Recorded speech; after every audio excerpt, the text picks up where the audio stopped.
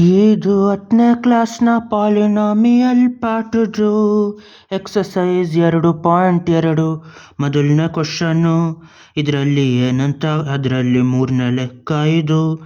ಇದರಲ್ಲಿ ಏನಂತ ಕೊಟ್ಟವ್ರೆ ಅಂದರೆ ಈ ಪಾಲಿನಾಮಿಯಲ್ಲಲ್ಲಿ ಝೀರೋಗಳನ್ನ ಕಂಡುಹಿಡಬೇಕು. ಝೀರೋ ಕಂಡುಹಿಡಿದ್ಬಿಟ್ಟು ಅದನ್ನು ಕೋಎಫಿಷಿಯಂಟ್ ಜೊತೆ ರಿಲೇಷನ್ಶಿಪ್ ನೋಡಬೇಕು.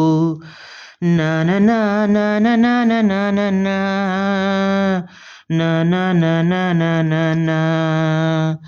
ಇವಾಗ ಇದನ್ನ ಸ್ಟ್ಯಾಂಡರ್ಡ್ ಫಾರ್ಮಲ್ಲಿ ಬರಿಬೇಕು. 6x² - 7x - 3 x²x ಆಮೇಲೆ ಕಾನ್ಸ್ಟಂಟ್ ಥರ ಬರೆದ್ಬಿಟ್ಟು ಇದನ್ನು ಝೀರೋಗೆ ಸಮ ಅಂತ ತೆಗಿಬೇಕು. ತೆಗ್ದಾದ್ಮೇಲೆ ಇದನ್ನು ಸ್ಪ್ಲಿಟ್ ಮಾಡಬೇಕು.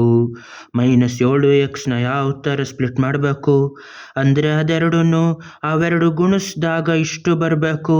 6 3 18 ಮೊದಲನೇದು 3ನೇದು ಗುಣಿಸಿದಾಗ ಬರೋದು 6 3 18 -1ರಲ್ಲಿರೋದ್ರಿಂದ ಮೈನಸ್ ಉಳಿತದೆ ಟೈಮ್ಸ್ x².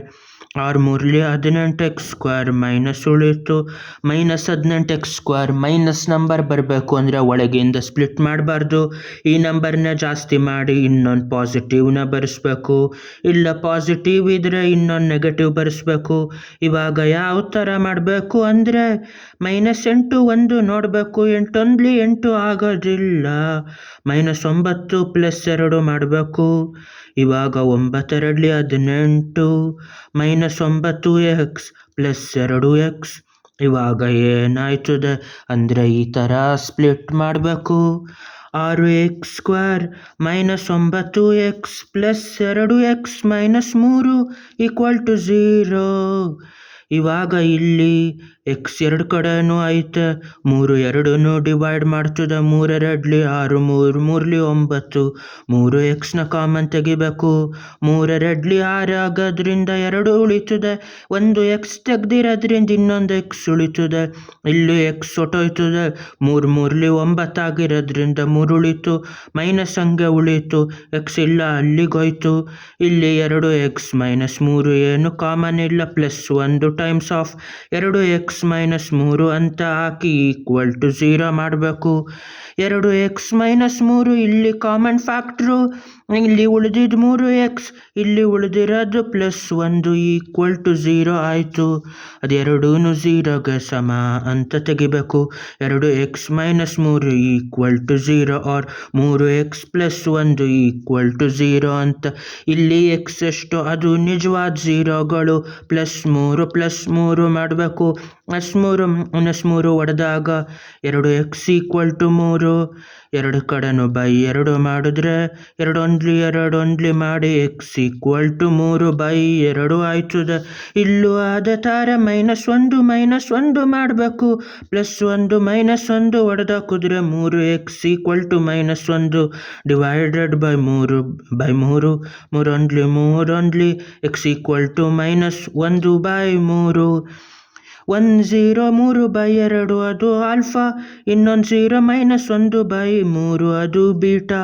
ಇವಾಗ ಝೀರೋಗಳನ್ನ ಕೂಡಿಸಿದ್ರೆ ಎಷ್ಟಾಯ್ತದೆ ಅಂತ ಕಂಡುಹಿಡಿಬೇಕು. ಆಲ್ಫಾ ಪ್ಲಸ್ ಬೀಟಾ ಅಂದರೆ ಇವೆರಡೂ ಕೂಡಬೇಕು. 3/2 -1/3. ಇವಾಗ ಅದು ಎರಡನ್ನ ಕೂಡಬೇಕು ಅಂದರೆ ಅದನ್ನು LCM ತೆಗಿಬೇಕು. 3 2 6, 2 6 ಆಯಿತು ಅಂದರೆ 2 3 6, 3ರಷ್ಟು ಡಿನಾಮಿನೇಟ್ರ್ ದೊಡ್ಡದಾಯಿತು. ಅದೇ ಥರ 3ರಿಂದ ಮೇಲೂ ಗುಣಿಸ್ಬೇಕು. 3 3 9 ಮೈನಸ್ ಇಲ್ಲಿ ಉಳಿತು.